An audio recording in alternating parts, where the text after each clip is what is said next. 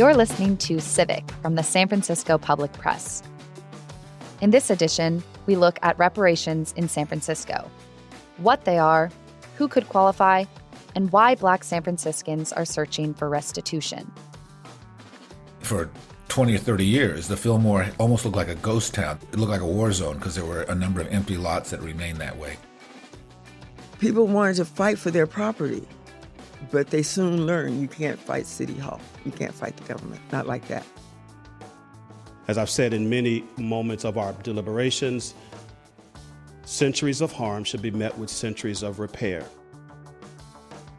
I'm Madison Alvarado, and this is Civic.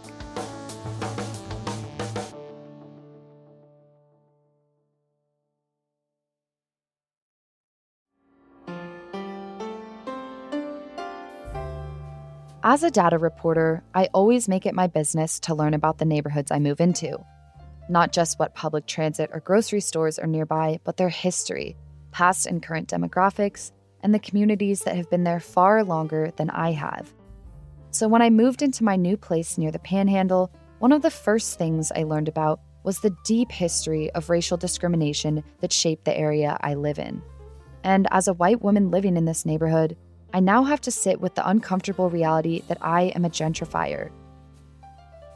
When I dove headfirst into this history, I quickly realized neighborhood boundaries and their names can be a complicated topic. While Google Maps refers to my neighborhood as NOPA, or north of the Panhandle, and others refer to the area more broadly as the Western Addition, many people know this part of the city by another name, the Fillmore. Back in the 1930s, large swaths of the Fillmore were marked as hazardous for mortgage lending due to the high concentration of Black people living there. A few decades later, thousands living within walking distance of my current home were forcibly displaced by urban renewal, a government plan that sanctioned demolition of homes and businesses en masse with empty promises of return. San Francisco is considering a plan to remedy decades of anti-Blackness perpetuated by city policies in the form of reparations. Though these policies span everything from mass incarceration and the war on drugs to disparities in health and education, I wanted to take a deep look at the history of forced displacement and housing discrimination that led in part to the push for reparations today. In December 2020, the Board of Supervisors created the African American Reparations Advisory Committee. Its mandate was to create policies for repairing city-sanctioned harms to local Black communities. When the committee's draft plan was made public, major headlines across the country lasered in on one thing. A San Francisco committee formed in 2020 is now proposing a $5 million reparations payment to each Black resident in the city. Can the city even afford that kind of money? The proposal would give every eligible Black resident $5 million. $5 million each. $5 million each. $5 million. $5 million. $5 million. $5 million each. But during a Board of Supervisors meeting in March to discuss the plan, the chair of the committee, Eric McDonald, said reparations are about much more than $5 million. This report contains 111 recommendations, not one. Just to be clear. In that same meeting, Economic Rights Director of the city's Human Rights Commission, Brittany Chiquata, defined reparations. The report emphasizes that when a government is responsible for wrongful actions or negligence that causes injustice to a specific group of people, it has a duty to remedy those actions. The United Nations Conditions of Reparations really outlines that it's moving forward measures to redress violations of human rights by providing a range of material and symbolic benefits to victims or their families, as well as affected communities. We're talking about compensation, providing for damages, economic damages, rehabilitation, medical or psychological care and legal services, restitutions, which means restoring the victim to their original situation before the violation occurred, and satisfaction, public apologies, commemorations, truth-seeking, and guarantees of non-repetition. McDonald also outlined what the committee is seeking from the city in 4 steps. broadly stated. 1, to issue a formal apology for past harms. 2, tailor redress to eligible individuals directly harmed. 3, commit to making substantial, ongoing, let's underline that, substantial and ongoing investments in Black communities. Establish an independent office of repairs to execute the reparations plan. And then finally, create and fund a committee of community stakeholders to provide oversight and ensure continuity in the implementation of the relevant policies. As I've said in many moments of our deliberations, centuries of harm should be met with centuries of repair. Still, the proposal has left some wondering, why reparations now? And why in San Francisco? Reparations, quite frankly, is the second oldest idea in Black politics, the first one being abolition. James Lance Taylor is a professor of political science at the University of San Francisco and sits on the African American Reparations Advisory Committee. From about 1865 until 1909, the main thrust of Black politics and organizing is around reparations. And King came back around to it at the very last effort in Memphis, Tennessee, when he talked about the Memphis sanitation workers, but his arguments were around the economic impacts, and it was a war. It was called the Poor People's March. And that was King's clearest direct attack on poverty, but he talked about poverty more than anyone. And reparations now is more about what has happened to people since, say, World War II, ghettoization, urbanization that was set up for failure, the war on drugs. Even King at I Have a Dream says, we came to cash a check and it was marked insufficient funds. King advocated reparations, but he never used the term. And so it really was an ideological shift that brought us to this point. America has given the Negro people a bad check. A check which has come back marked insufficient funds.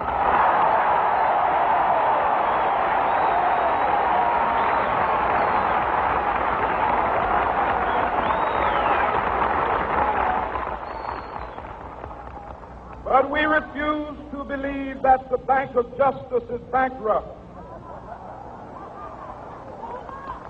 We refuse to believe that there are insufficient funds in the great vaults of opportunity of this nation. So we've come to cash this check, a check that will give us upon demand the riches of freedom and the security of justice. Advocates like Tanish Hollins are trying to cash that check today.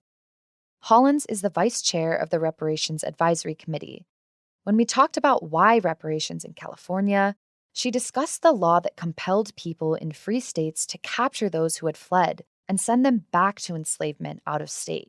California may have never had slavery, as they put it, but the badges of slavery were here, right? And they were codified into our law. I mean, the research has shown in the state commission report about the first leaders of this state being complicit in adopting the Fugitive Slave Act here. And there were people who were enslaved here, Black people who were enslaved in California. Even if California did not enact slavery, Black people still could not vote here. Black people still did not have legal rights to go into contract. Black people had no legal protections, right? And so when we say the badges of slavery, that's what we mean. We mean that while California may have said, no, we did not do this, they certainly supported all of the racist policies that excluded Black people specifically. And that harm has had real consequences, and you can see it, in the racial wealth gap, in the achievement gap, and a lot of the challenges that the Black community faces now all throughout California. In fact, according to American Community Survey estimates from 2019, Black San Franciscans have a median annual household income of $34,000, compared with a citywide median of $112,000. One recommendation to bridge this gap is supplementing income for those who qualify.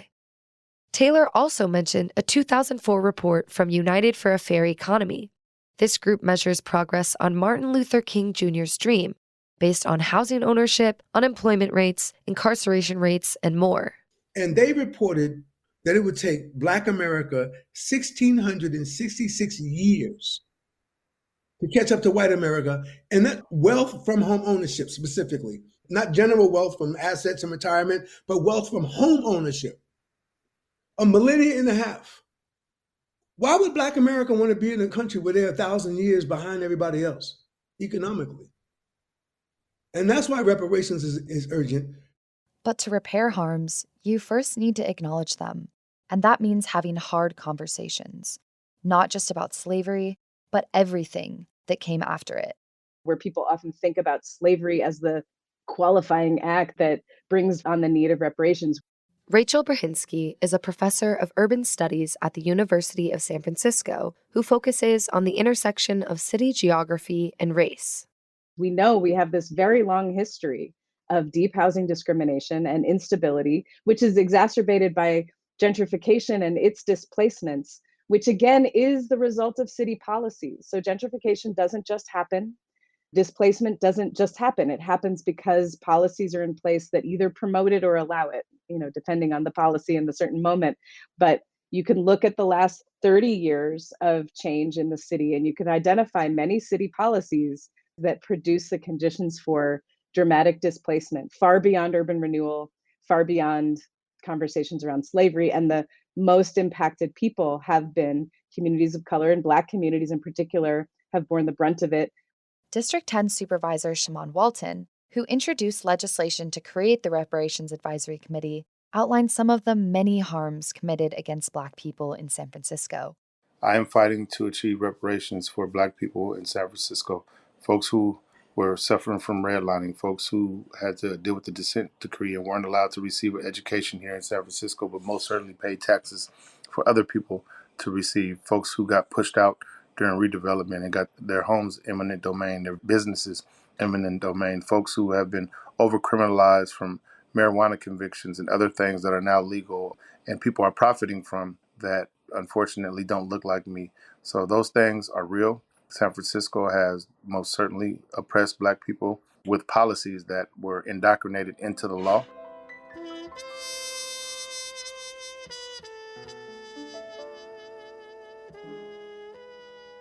San Francisco's Black population was about 4,000 people prior to World War II. In the 1940s, tens of thousands of Black Southerners were recruited to move across the country to San Francisco for work in the Hunters Point shipyard. Many of them took up residence in the Fillmore, one of the few places where Black people were able to live due to racially restrictive covenants in other parts of the city. Such covenants were a common practice, written into property deeds by white property owners and developers, barring Black people and other people of color from owning or renting these properties. The Fillmore had also seen an influx of vacant units as the Japanese Americans who used to live there were forced into concentration camps during the war. Rachel Brzezinski told me about several other factors that led to segregation in the city. Essentially, the Fillmore, it was already a very diverse neighborhood that had been true for many decades, and it had already become a place where new Black migrants to the city were moving. When the redlining maps were essentially drawn, starting in the 1930s, the federal government began denying Black borrowers access to credit based on a discriminatory housing practice known as redlining. Decisions regarding loans or mortgage insurance often relied upon residential security maps that were drawn by the Homeowners Loan Corporation, a government-sponsored entity created during the New Deal to help homeowners facing foreclosures. These maps mark different neighborhoods by color to designate their lending risk. Areas with high concentrations of people of color were marked in red for high risk, fundamentally contributing to racial disparities in access to homeownership, residential segregation, and disinvestment from communities of color.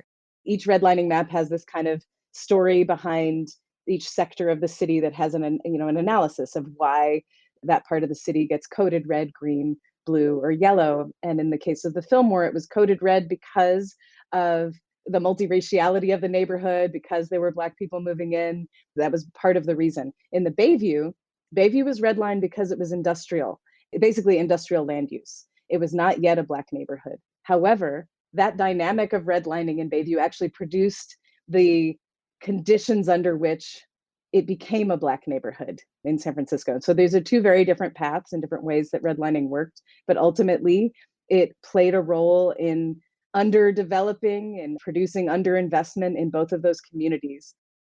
Brzezinski also told me about realtor steering, a practice wherein realtors would informally tell potential Black homeowners that they would just be more comfortable in certain neighborhoods, preserving segregation. So all of the sort of ways in which segregation were produced in the middle of the century across the US, those were happening in supposedly progressive San Francisco. One of the biggest harms to Black communities in San Francisco started out as a promise to make things better. The urban renewal program, federal program that's administered at the local level, played out in similar ways across the country. The aim was to revive blighted areas. The city and county had to make its case in court, essentially, that an area was blighted in order to be eligible for potentially for demolition or kind of major reconstruction. James Baldwin came to San Francisco to visit, and I believe it's on that visit where he says, urban renewal is actually Black removal, it's Negro removal. And so the way that blight was defined was, it was about peeling paint, it was about infrastructural problems, but it was also about people, and it was also about race, very much. And what that meant, the redevelopment agency came in at first very intensely with demolition and eviction of hundreds of people, and then ultimately thousands of people, and then ultimately maybe as many as 20,000 people. Urban renewal took place in several phases in San Francisco. One of the first areas targeted was the Fillmore. The Fillmore was a booming cultural hub with thriving jazz clubs and businesses known around the world as the Harlem of the West.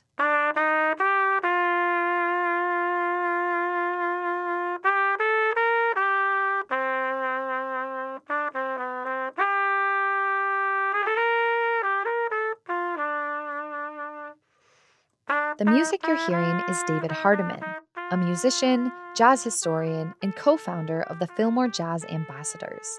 He described how the music scene grew in the city by the bay. If you go back to the days when they had the big shipyards here and they eventually built railroads coming from the south and across the country with the Chinese and some African Americans, they had big ships and boats going up and down the rivers. That's when music was more or less brought into this area for the African American people primarily. And over a period of time, the musicians were going back and forth between New Orleans or Chicago or other places coming into here. That was part of the development of the music scene in San Francisco. There was so much activity going on the East Coast, and to get that same flair, that same feeling, you could come here to San Francisco in the Fillmore and get that same atmosphere of live music and jazz and dance and all that. In addition to that, it was a thriving business community. We had our local dentist's office, doctor's office. There was a bowling alley. I mean, there was just activities, life happening here in the community. That was Erica Scott, the owner of Honey Art Studio in the Fillmore. Though the neighborhood was once bursting with small businesses, almost 900 were closed in the wake of urban renewal, many of them owned by African Americans. Some were directly displaced, others closed as their customers were forced out of the neighborhood. Part of the reparations plan lists recommendations for revitalizing cultural institutions, specifically naming the Fillmore Heritage Center, the African American Arts and Culture Complex, 1550 Evans, and the San Francisco African American Arts and Culture District. Nowadays, sites that used to house Black-owned businesses are occupied by large corporations, such as a San Diego-based bank on Post Street that was previously home to Jimbo's Bop City, one of the city's most famous jazz clubs. Scott's Art Gallery currently houses an exhibition of photos from a book called Harlem of the West. About 62 images from the book Harlem of the West, which again just depicted what life was for Black people in San Francisco in the Fillmore in the 40s and the 50s. Most of these photos are of the actual jazz scene, and we had so many famous people who would come on a regular basis. Duke Ellington, Billie Holiday, Eartha Kitt, like this was really the place. And these photos just show the musicians, and then also behind the scenes, the many businesses that Black people owned and operated. They owned the clubs. They owned the restaurants. It was just a place where it wasn't a phenomenon. Like now, me being here in this space, in the same community, it's a big deal to own and operate a business. Whereas back in the 40s and 50s, all the businesses were owned and operated by Black people. Church was always like a huge part of Black life. And so we do have a lot of images of just a collection of women and families coming and going from church. It just spoke of the community and being able to interact with neighbors and people who understand your life. And just building that community was so essential and so important. Like now, that doesn't happen, and it hasn't happened for like the last 20 or 30 years. And it really, really impacts what it is to live in a space where not too many people look like you, or the businesses that do exist, you know, you always feel uncomfortable. What are they thinking? What are they thinking about me? And, you know, it's just so that wasn't the case. Well, the Fillmore was happening. When I came here, I didn't know much about it one way or the other, but it was pretty affluent. You know, there were a lot of clubs and places happening, and it seemed to be alive. But then, everything changed. It had started to decrease. It diminished with time. Urban renewal is what it was called, which drastically changed the community, which meant that what was once said originally to kind of remodel, redevelop, fix up the community was really code for demolish the community, get people out of here, and get new people in. One of the co-authors of Harlem of the West, Louis Watts, remembers the contrast of the Fillmore before and after urban renewal. I actually came to San Francisco in 1964 and had a chance to come to Fillmore on a Friday night, and it was jumping. The streets were filled with people from almost from Hayes all the way up to, well, certainly past Geary, because there were a lot of clubs there. And when I came, I didn't know the history. I just knew it was the Black area of San Francisco. And then when I transferred to UC Berkeley in 1968, I was looking for this community that I didn't know, and I couldn't find it because it had literally been erased. It's kind of the sort of case study about sort of how redevelopment can go wrong.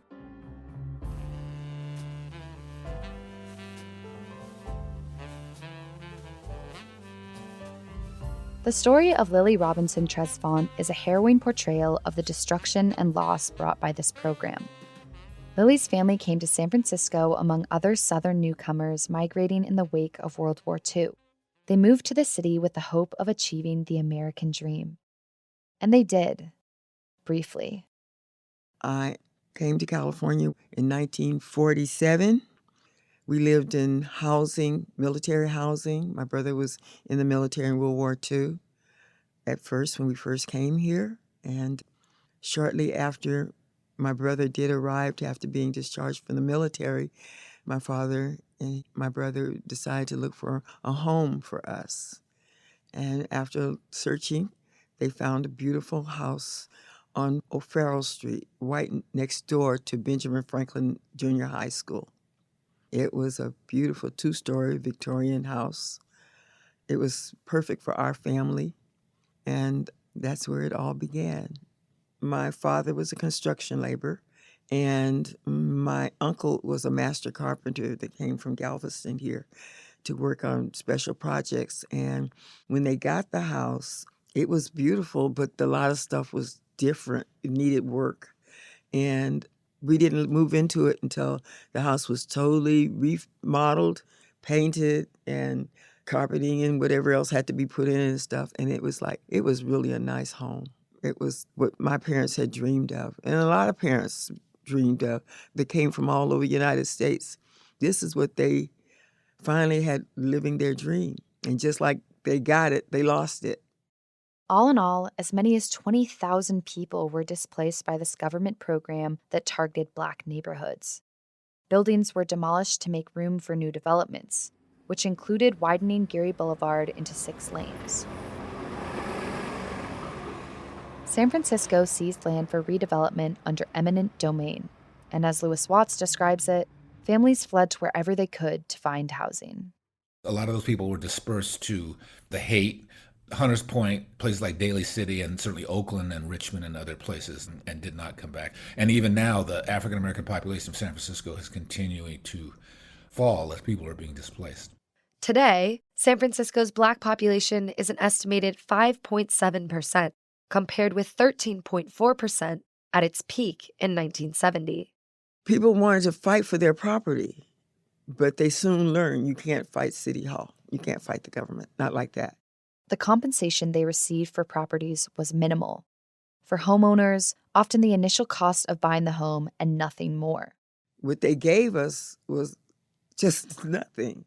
You couldn't buy a house with what they gave us, because you got to remember, this is years later. Things are constantly going up and up and up. After receiving a meager sum for a Victorian they lovingly restored, Lily's family moved to Plumas County near Reno, Nevada. Her mother had a nervous breakdown. Lily started at a new school that only had 2 other Black children and struggled to process what had happened to her. I took a long time before I could understand what had happened to me as well as what happened to my mother. I started acting up, and my mother just couldn't believe it. This because that was not me. It was so hard for me to walk into that school every day and remember that land, we owned it, you know, and what my mother had gone through and what we all went through, because, bam, you just lost everything. Eventually, Lily's family returned to San Francisco, this time as renters, only to be displaced a second time when those apartments were torn down. This was a common experience for those who survived the first round of demolitions. Lewis Watts recounted the wasteland left behind.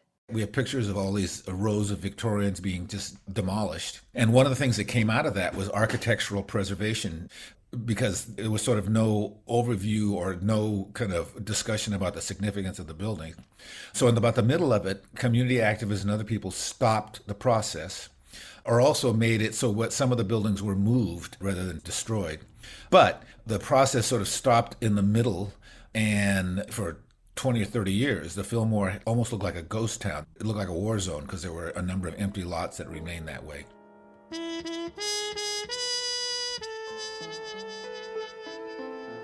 One of the questions that many people have when discussing reparations is measuring the cost, which can be difficult. Though it's impossible to put a value on the trauma her family suffered, there is one price tag Lily can point to that demonstrates what her family lost: the current value of her family's first home. Unlike many Victorians in the Fillmore, which were destroyed, Lily told me her childhood home was actually moved and now sits in the Mission. Did you ever see where it ended up, or do you know if it's still there? It know is. What happened? Have you visited it? I didn't. It was too painful. But I know where it is. Well, right now, it runs for about $2.5 million. Oh, so you're still tracking it. Oh, yes. Why not? But people living in the Fillmore weren't the only ones to experience urban renewal. Learning from what transpired further north, Black San Franciscans in Bayview Hunters Point fought for redevelopment on their own terms, with some success. A group of women activists in the neighborhood emerged as key players from the 1950s through the 70s. They were called the Big Five. Brahinsky noted that their story shaped this city in many ways people don't recognize today. They thought about urban renewal as something that they could potentially use for their own ends as part of this kind of larger ecology of community care that they were a part of, community development. The Big Five helped form the Joint Housing Committee to meet and discuss the future of housing at Hunters Point Hill, which had been falling apart. A KPIX news report from 1968 shows some of the concerns around redevelopment that were emerging at the time, which spurred community leaders like the Big Five to take action. It was only a few weeks ago when Mayor Alioto proudly unveiled a model of what Hunters Point Bayview will eventually look like after urban renewal takes place. However, today, a group of citizens from this community, concerned citizens, gathered at Hunters Point, because of a report from the San Francisco Housing Authority, which now owns and manages the project, that it would not go along with this and wanted to sell the property to private speculators. The way that they made this happen, the Big Five brought in the redevelopment agency, and then it wasn't that it was easy. It took years of work, lots of committee hearings. They got money from HUD, and then the money from HUD disappeared as presidential administrations changed. And so they actually went to Washington, D.C. to lobby to get money back, that had been lost after the mayor wasn't able to do it. So Westbrook herself and a group of others went, and they wound up succeeding in getting, I believe it was $40 million, which at the time was what was needed to get housing on the Hill developed. Eloise Westbrook, a key member of the Big Five, spoke to a KPIX reporter in 1972 about the group's agenda. Let Mr. Herman know that we were going to be a part of, and all the decisions that was going to be made in this community, we were going to be a part of those decisions. And I want to say that we have been selecting the architects, selecting the contractors, whenever they made bids and things like that, we knew everything about all the bids. When any employee is hired out here in Hunters Point, we have a part in hiring that employee. We also have a part in fining. And which I think is just beautiful, because I don't think it's another urban renewal that works like the way that Hunters Point works. Hunters Point Hill is covered in these developments that were the result of their work. And some of them are cooperatively managed, a lot of affordable housing under various state laws that allow it in different ways. So it's a variety of things. And at the time, if you look at the photos, it looks amazing, right? It's like this new kind of townhouse housing overlooking the bay, a beautiful playground with this incredible sundial. And the problem was that there wasn't as much capital investment to be had for all of the rest of what needed to happen to make the neighborhood sustainable. There wasn't good transportation still, and there wasn't, a jobs ecology. People had a hard time finding work because of employment discrimination in all sorts of fields. There was not a lot of city investment in those sorts of things in this neighborhood. And so, yes, housing fell apart. Yes, the community suffered sort of in a broader way. Even as recently as the 2008 foreclosure crisis, right? San Francisco on the whole didn't do that badly in 2008 in terms of foreclosures. But if you zero in on the maps, Bayview, Hunters Point did do badly. And it was descendants of people who'd been around, family members of the Big Five and beyond, who were still living in Bayview, who lost their homes in that crisis. So there's these many ways that the community has struggled to be stable across time.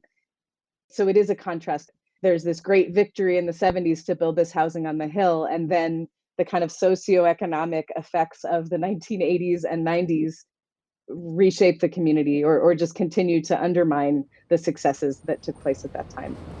West Point South. Today, Black San Franciscans continue to face hurdles getting adequate resources and support from the city.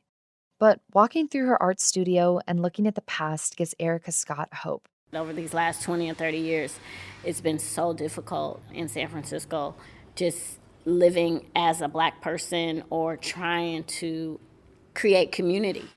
And there's so many reasons, you go from housing, you go to business development, you go to urban renewal, there's just so many factors. So looking at these images, it provides hope because, again, it was difficult for them. This is the height of huge racism. And even in San Francisco, it's noted to be diverse and welcoming. But again, as a Black person, as coming from a lineage of Black life, that's not usually the case, honestly. And so, again, seeing this, it does foster hope that they accomplished so much under such difficult circumstances and ways of life. So we're really proud to have the collection and see the laughter, and you could feel the music, you could kind of feel the energy of what life was like here in the Fillmore during this time. So what are the next steps for reparations before June 30th, when the final report is due to the Board of Supervisors and Mayor London Breed? Here's Tanish Hollins. Our committee will continue to meet monthly with the public, and then the subcommittees, the 4 subcommittee areas, will continue to meet to refine the recommendations and the eligibility criteria, and then put forth some suggestions on the process the city can use or the structure the city may use to address the harm. I asked her how the Reparations Committee considered eligibility. It's complicated, right? For many reasons, but there are a couple of things that we know are going to be fundamental to eligibility. So one is that an individual be identified as Black African American on public record for a certain amount of time. I think for now, the recommendation is for 10 years. We'll have to do the same thing with residency of San Francisco, proving that over a certain period of time. And then we are also looking at the certain types of harm that have occurred as another level of eligibility. Things like individuals who were directly impacted by the war on drugs, individuals who were displaced through the child welfare system, individuals who were displaced through urban renewal. It's unclear how many people will qualify given the variety of criteria that the plan describes. Hollins outlined what the next few months will look like. In that time, we'll continue to have community listening sessions. We'll continue to work with economists, legal experts, historians, other folks, to have conversations to continue substantiating and refining the harms that we're naming.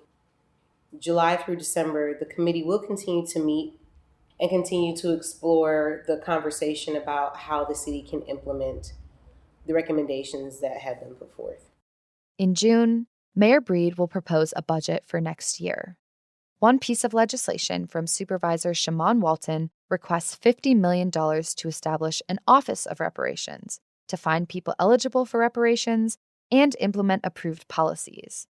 Breed indicated in late April that she has no plans at this time to back the proposal. Professor Taylor, who sits on the Reparations Committee, is disappointed. I haven't talked to any other committee members, but I imagine they're all discouraged right now because we were on a high and we had a lot of attention, a lot of momentum. And then today she put a wet blanket on it by saying definitely no to the permanent $50 million committee. But Supervisor Walton said he is still working to get support from the full board and mayor. We reached out to London Breed to ask her opinion on the reparations plan broadly and how implementation of any policies would work without an Office of Reparations. Her office told us that, quote, "The policies presented in the plan will be considered once they are final," end quote, and redirected to other programs to address racial inequity, such as the Dreamkeeper Initiative and Guaranteed Income programs. Currently, the Dreamkeeper Initiative provides down payment loans for first-time Black homebuyers in San Francisco. The reparations plan suggests turning these loans into forgivable grants for those who qualify. Though supervisors unanimously expressed early support for the draft plan, it's unclear what specific policies each supervisor will or won't back. Taylor also said he received threatening letters regarding the plan at his home, and that every member received similar notes at City Hall. While the San Francisco branch of the NAACP initially rejected $5 million payouts for individuals, it later clarified that it supports cash payments in addition to investments in education, economic empowerment, health, housing, and other proposals included in the plan. Reverend Amos Brown, speaking as the president of the SFNAACP, said you could never put a dollar value on the suffering of his ancestors. But when it comes to payments, he wants to focus on what is practical. When asked about meaningful criticism the committee had received, Taylor said, quote, "The Black political community does not operate in one accord on any matter," end quote, but that support for the plan had been overwhelmingly positive because the committee created space for people to participate in and shape the plan. However, support for reparations is skewed heavily by race. A 2021 Pew Research Center study shows that 77% of Black Americans support reparations, compared with only 18% of white Americans. In the meantime, the California State Reparations Task Force has approved reparations policies to send to the state legislature for consideration. Similar to Breed, Governor Gavin Newsom declined to share his stance on cash payments until the final report is complete. When I spoke to her in April, Holland said the time for getting reparations into the budget is now. The time really is now, right? Like June is a deadline for a lot of things that we know in terms of like budget priorities, but those priorities are being set right now. There's conversations that are happening right now to determine what those priorities should be and how much can go toward them.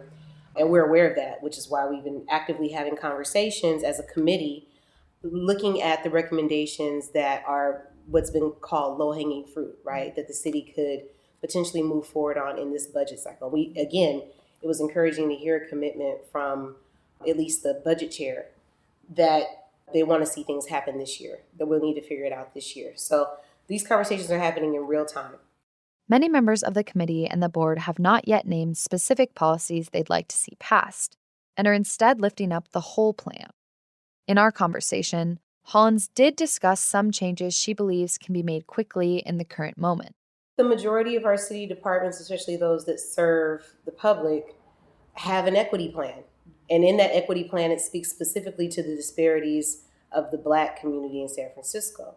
So I think when I think low-hanging fruit, I think there's an immediate opportunity because your department already has a plan or is already named where they need to be accountable or do a better job to achieve equity specifically for Black San Franciscans. I think that's a great place to start. Since you have an equity plan, you can then reallocate or refigure your budget so that this becomes a priority for what you need to do. We have verbal commitment from the Board of Supervisors.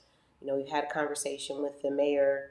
While everyone's level of understanding of reparations and specifically how, if we're talking cash payment, how the city will be able to afford the cash payment, I think there is agreement across the board that reparations are due and that the city needs to commit to a process of making sure that government repairs that harm. Once it receives the final plan, the Board of Supervisors will consider over 100 recommendations. Supervisor Walton is ready to have those discussions. But at the end of the day, reparations is something that's owed to the Black community. It's been owed to the Black community for decades. And to right the whole system of wrongs, we need an actual resource pool and actual tangible strategies in place to change those negative outcomes that existed for decades. And so reparations is something that is not only owed to Black San Franciscans, but Black people across this country as a whole. And we need to make sure that people are clear that those are separate. I asked Lily if she had looked at the reparations plan or followed any of the news coverage around it. I don't. Yeah. Because just like it is put in paper, they'll really put in another piece of paper in a whole different situation. So I didn't want to get attached to that because I wasn't sure how long it was going to last. And I'm pretty sure other people felt the same way. Lily now has a copy of the draft and said she wants to really read it through before forming an opinion on it. Is there a way for the city to repair the harm and try to give back to the community in a meaningful way? Anything is possible if you try and you care. That's my quote to that. For his part, Professor Taylor is hopeful. But like Martin Luther King, when he said, "We shall overcome," people, marginalize that statement as some old, rusty, dusty statement. But King was actually evaluating the entire history of Black America every time he said that. We will overcome. Why? Because we always have. That's the other part he left out. We beat Jim Crow. We beat convict leasing. We beat sharecropping. We beat peonage. We beat naked, raw slavery.